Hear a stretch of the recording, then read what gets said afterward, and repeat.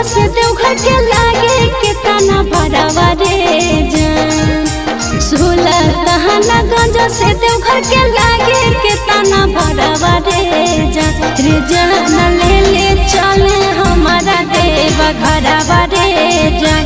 जान ले ले चले हमारा देवा घरवा रे जान। तोहरो ला भरवा गाड़ी के ड्राइवरवा गे जान।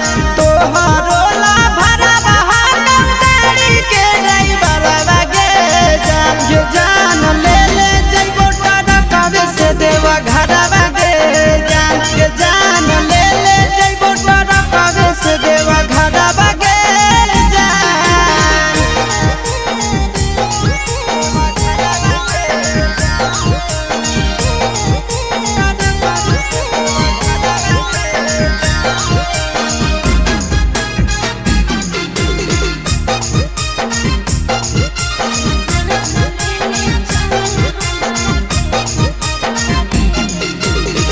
बरसै सावन हमा जब तरसो है मन हमारे।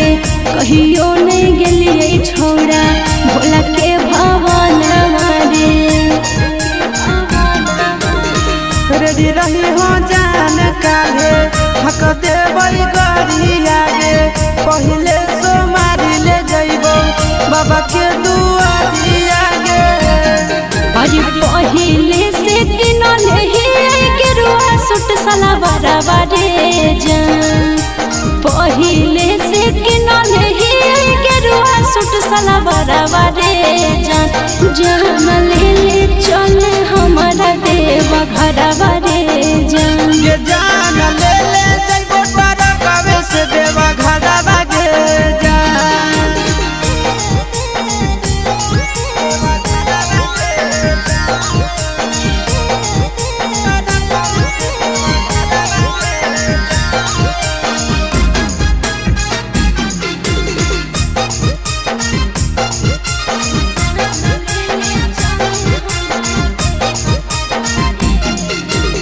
दिलवा में ढेरा दिन से ये है सपना रे। करबै दर्शन बाबा के पूरा तैयार मन रे। अपन ला भरवा परतो रखे बिसवा सगे। तोरा हम लेके जइबो बाबा के पास गे। साथे जइते आशीष यादव चिंटू ड्राइवरवा रे जान। साथे जइते आशीष यादव नंदन ड्राइवरवा रे जान। जान ले ले चले हमारा देवा घरवा